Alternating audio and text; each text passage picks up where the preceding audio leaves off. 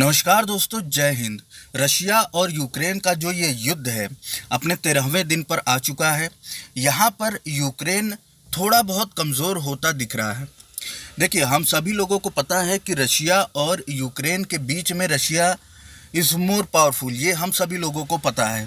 लेकिन यहाँ पर यूक्रेन ने काफ़ी डट के सामना किया रशिया का। यूक्रेन यहाँ पर साफ साफ अब बोल चुका है कि we are no longer insisting on NATO membership. Ukraine ने बोला है, यहाँ पे जेलेंस्की ने, प्रेसिडेंट ने बोला है कि किसी भी देश को अपने घुटनों पर गिरकर नेटो की मेंबरशिप या किसी भी चीज़ के लिए मांगना सही नहीं होगा। और इन्होंने ये भी बोला है कि शायद अभी नेटो और यूएस रेडी नहीं है यूक्रेन को लेने के लिए। देखिए, यूक्रेन ने रिक्वेस्ट किया था नो फ्लाई जोन के लिए, जिसे यूएस ने, नेटो ने रिजेक्ट कर दिया। उसके बाद पोलैंड ने ऑफ़र दिया कि हम यूक्रेन में जो है फाइटर जेट्स को भेजेंगे, उसे भी नेटो ने और यूएसए ने मना कर दिया। उसके बाद यहाँ थोड़ा सा कमज़ोर दिखता नज़र आ रहा है यूक्रेन।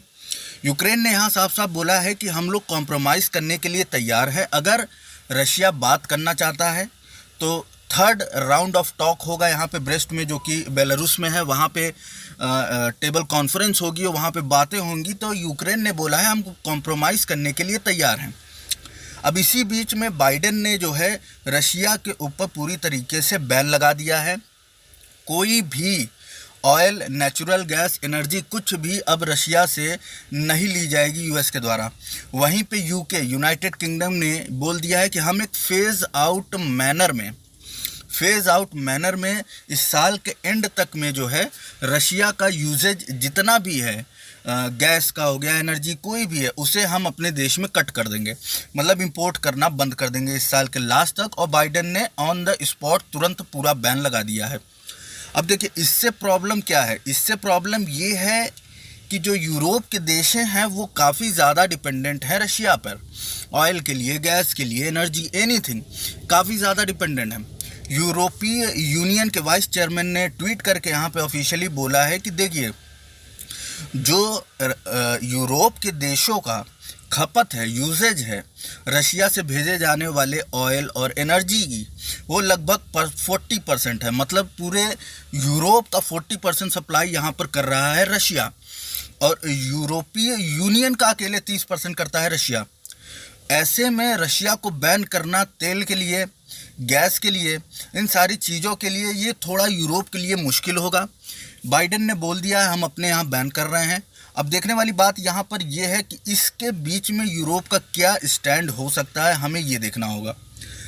अब देखिए, यहाँ पर यूक्रेन ने बोल दिया है कि हम लोग जो है चारों डिमांड्स को मानने के लिए तैयार है। रशिया ने बोला है कि हम 4 डिमांड यहाँ पर रख रहे हैं आप लोगों के लिए, और ये आप लोगों को मानना पड़ेगा।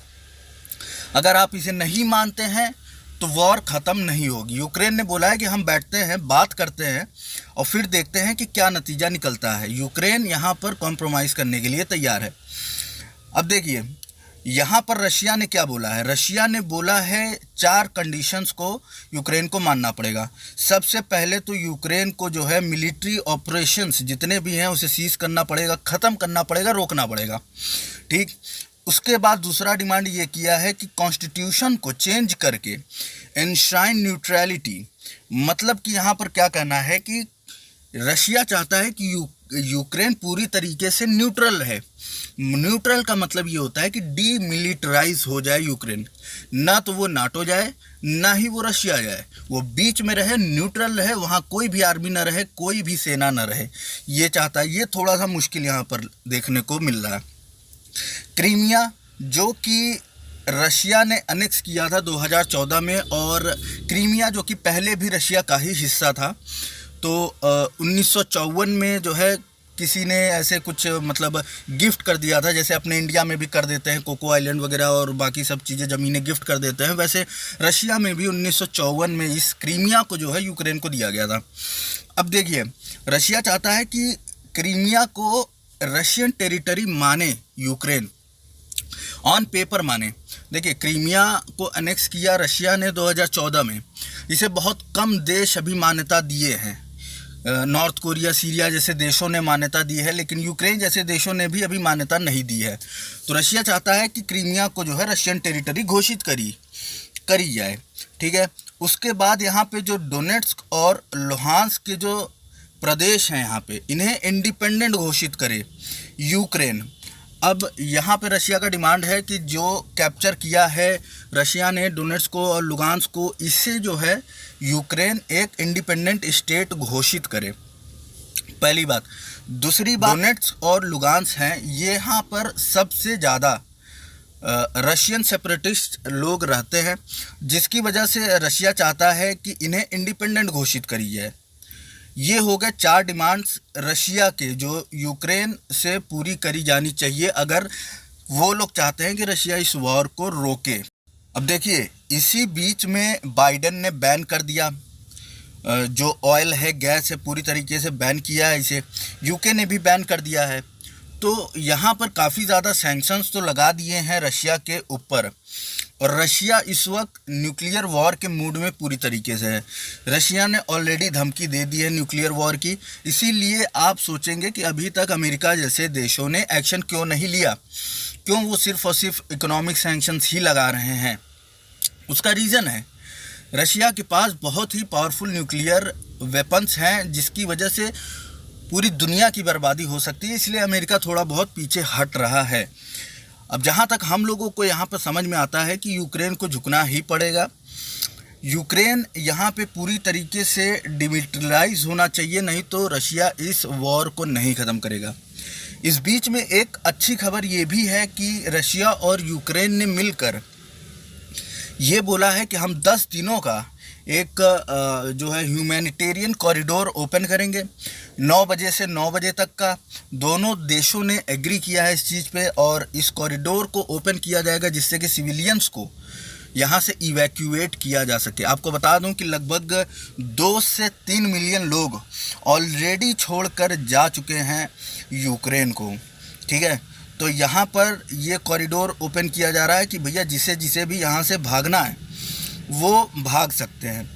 अब देखिए, यहाँ पर आप ये सोच रहे होंगे कि चलो बातें भी होनी है, कॉम्प्रोमाइज़ भी होगा, लेकिन लोगों को भी भगाने की कोशिश करी जा रही है। तो ये देखिए, अभी ये वॉर रुकने वाला नहीं है, चाहे जितने कॉम्प्रोमाइज़ हो जाए, चाहे जितने टॉक्स हो जाए, क्योंकि यूक्रेन यहाँ पे पूरी तरीके से अपने आप को डीमिलिटराइज नहीं कर सकता है।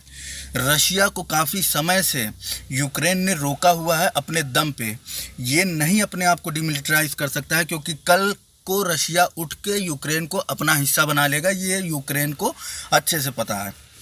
इस वजह से काफ़ी डिमांड्स यहाँ पे एक्सेप्ट नहीं होंगी, कोई कॉम्प्रोमाइज़ भी यहाँ पे नहीं काम आएगा। तो वॉर तो देखिए चलेगी, अभी चलेगी, अच्छे से चलेगी। यहाँ पर कुछ डेवलपमेंट्स आए हैं यूएस की तरफ से, जैसे कंपनीज़ हैं, कोका कोला हो गई, या फिर आप बोलिए बहुत सारे कंपनीज़ हैं, इन लोगों ने अपने ऑपरेशंस को बंद कर दिए हैं रशिया में, और इंटरनेशनली कंडेम किया है कि ये एक टेररिस्ट ऑर्गेनाइजेशन है या फिर टेररिस्ट अटैक है। ऐसा सारी चीज़ें यहाँ पे इन लोगों ने कही है। स्टारबक्स हो गया, और आपका न्यूज़ चैनल्स वगैरह भी काफ़ी सारे यहाँ पे बंद किए गए थे रशिया में। फिर उसके बाद कोका कोला, बहुत सारी चीज़ें ऐसी है, बहुत सारे कंपनीज़ ने अपने, माइक्रोसॉफ्ट हो गया एंड फेसबुक हो गया, बहुत सारी कंपनीज़ ने अपने ऑपरेशंस यहाँ रशिया में बैन किए हैं। तो देखिए, इकोनॉमिक कंडीशन रशिया की अच्छी नहीं है, और वो सभी लोगों को पता है। तो देखिए गाइज, ये थी 4 डिमांड्स यहाँ पर रशिया की। आपको क्या लगता है, यहाँ पे यूक्रेन इन डिमांड्स को मानेगा या नहीं मानेगा? अपने सुझाव यहाँ पे कमेंट करके ज़रूर बताइएगा। वीडियो को लाइक करिएगा, शेयर करिएगा, और चैनल को सब्सक्राइब करना मत भूलिएगा। जय हिंद, वंदे मातरम।